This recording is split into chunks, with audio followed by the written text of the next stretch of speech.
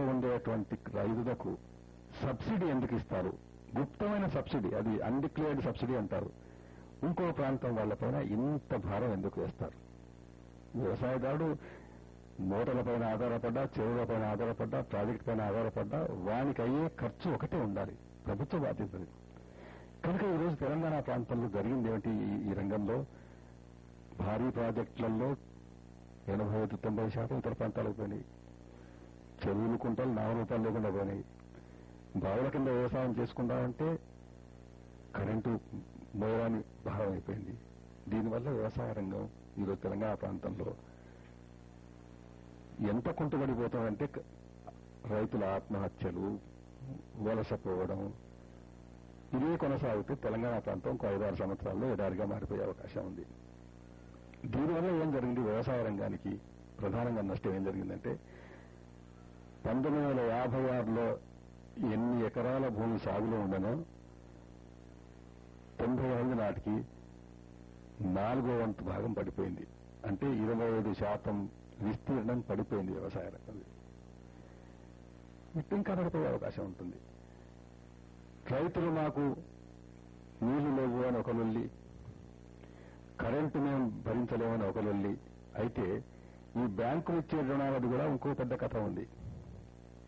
Institutional credit అంటారే, ఈ పరపతి వ్యవసాయ రంగానికి వ్యవసాయ బ్యాంకులు, తర్వాత కమర్షియల్ బ్యాంకులు ఇచ్చేటువంటి పరపతి లోపల సరే దేశంలో ఎక్కడ కూడా వ్యవసాయదారులు సరిపడేంతటువంటి క్రెడిట్ అప్పు దొరకదు. కానీ ఆంధ్రప్రదేశ్లో ఏదైతే ఈ బ్యాంకులు అప్పు రూపంలో ఇస్తున్నాయో అవి ఆయా ప్రాంతాల్లో ఉండేటువంటి వ్యవసాయ సాగులో ఉన్న భూమికి ఒక నిష్పత్తిలో ఉండాలి. తెలంగాణ ప్రాంతంలో మొత్తం రాష్ట్రంలో సాగులో ఉండే భూమిలో దాదాపు 40% భూమి తెలంగాణలో ఉంది. అటువంటప్పుడు బ్యాంకులు ఇచ్చేటువంటి రుణాలు కూడా 40% తెలంగాణ కర్షకులు రావాలి. ఇది ఏ బ్యాంకు తీసుకున్నా, కమర్షియల్ బ్యాంకు తీసుకున్నా, కోఆపరేటివ్ బ్యాంక్స్ తీసుకున్నా, అగ్రికల్చర్ బ్యాంక్స్ తీసుకున్నా కానీ తెలంగాణ ప్రాంతానికి 15-20% కంటే ఎక్కువ పరపతి రావడం లేదు. మిగతా అంతా కోస్తా రాయలసీమ జిల్లాలకు పోతుంది. దానివల్ల ఏమవుతుంది? తెలంగాణ వ్యవసాయదారుడు క్రెడిట్ కొరకు, పరపతి కొరకు ప్రైవేట్ మనీ లెండర్ దగ్గర పోతున్నాడు.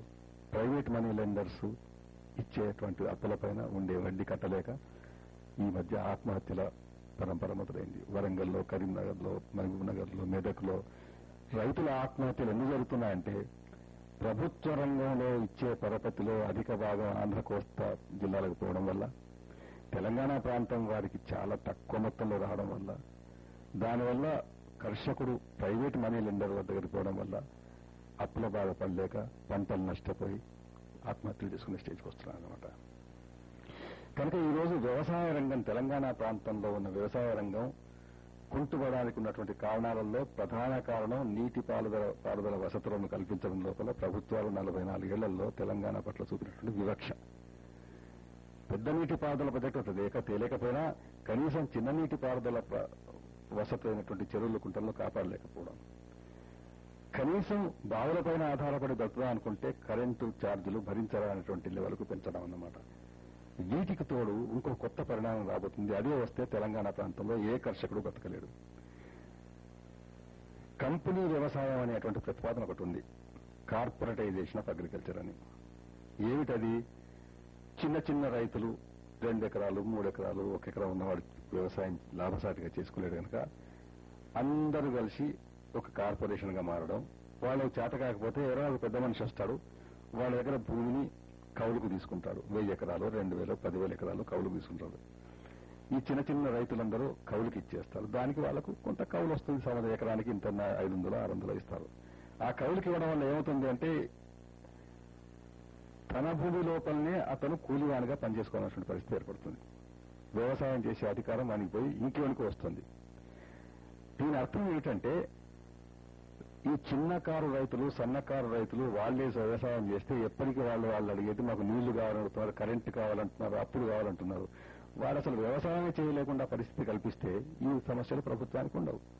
ఎవడు పెద్ద పెద్ద పెట్టుబడిదారులు వస్తారు, ఆ పెట్టుబడి 10,000 ఎకరాలు, 20,000 ఎకరాలు తీసుకుంటారు. ఏం పండిస్తాడు, ఏం పండించడానికి వాని చేతిలో ఉంటుంది. అంటే భూస్వామ్య వ్యవస్థ అయితే పోయిందో వెనకట దాన్ని మళ్లీ దొడ్డిదారితో తీసుకొచ్చే ప్రయత్నం జరుగుతుంది.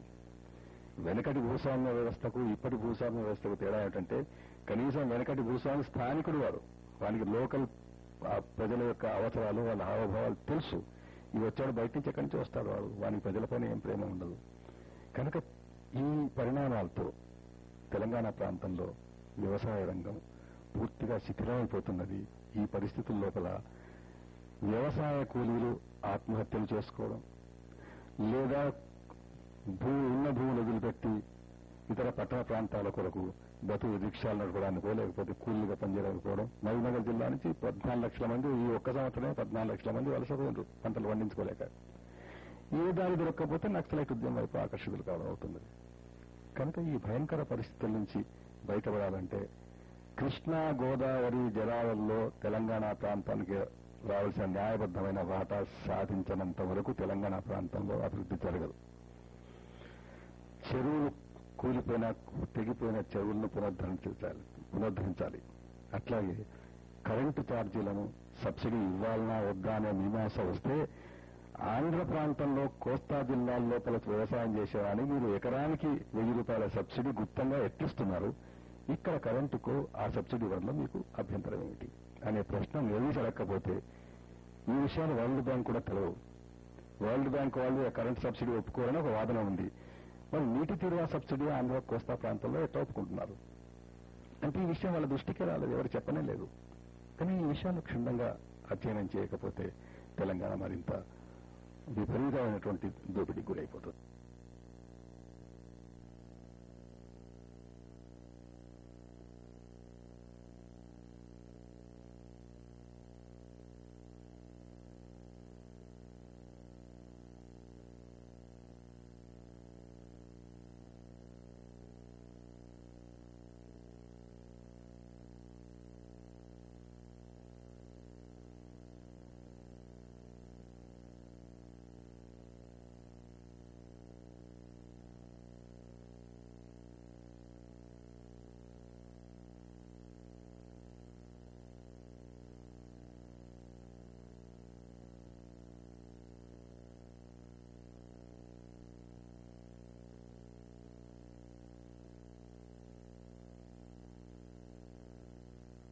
తెలంగాణ ప్రాంతపు వెనకబాటుతనం గురించి చర్చ జరిగినప్పుడు ఒక వింత రకమైన వాదన లేవదీస్తారు కొందరు. పరిశ్రమలు, భారీ పరిశ్రమలు అన్ని హైదరాబాద్లోనే పెట్టాం కదా, ఇంకా తెలంగాణకి ఏం కావాలి అని. ఈ విషయాన్ని కాస్త నిశితంగా పరిశీలించవలసిన అవసరం ఉంది. హైదరాబాద్ నగరంలో ఉన్నటువంటి పరిశ్రమల వల్ల తెలంగాణ ప్రాంతానికి దొరికింది ఏమిటి? ప్రభుత్వ రంగంలో పెట్టిన పరిశ్రమలకు హైదరాబాద్ నగరంలో ఉన్నటువంటి భూమిని తొలి దశల్లో ఉచితంగా ఇచ్చారు, తర్వాత దశలో నామమాత్రమైన ధరకు ఇచ్చారు. హైదరాబాద్ నగరంలో పరిశ్రమల అభివృద్ధికి నీరెక్కడి నుంచి వస్తున్నది? మెదక్ జిల్లాలో, నిజామాబాద్ జిల్లాలో రైతుల నోళ్లు కొట్టి వాళ్ళ వ్యవసాయ రంగాన్ని కుంటుపడేసి నగరాన్ని నిలుస్తున్నారు. ఎలక్ట్రిసిటీ ఎక్కడి నుంచి వస్తున్నది? కొత్తగూడెంలో కానీ, రామగుండంలో కానీ, నాగార్జునసాగర్ ఎరవకాలలో కానీ, శ్రీశైలం కానీ వచ్చేటువంటి ఎలక్ట్రిసిటీలో అధిక భాగం ముందు వాళ్ళు హైదరాబాద్ క్యాపిటల్ సిటీలో ఉన్న పరిశ్రమలకు ఇచ్చిన తర్వాతనే తెలంగాణ ప్రాంతం గురించి ఆలోచిస్తారు. ప్రైవేట్ రంగంలో పెట్టుబడి చేసిన వాళ్ళలో 90% మంది ఇతర ప్రాంతాల వాళ్ళు, తెలంగాణ ప్రాంతంలో అంత పెట్టుబడి పెట్టే వాళ్ళు లేరు. సంతోషం ఇవన్నీ రావడం, కానీ ఈ పరిశ్రమలు రావడం వల్ల తెలంగాణ ప్రాంతం వాళ్ళు వాళ్లకు సంబంధించిన భూమిని, నీటిని, కరెంటును ఇచ్చిన తర్వాత ఏం ఆశిస్తారు? కనీసం అందులో ఉద్యోగ అవకాశాలు ఆశిస్తారు. మీరు ఏ పరిశ్రమకైనా పోండి, 90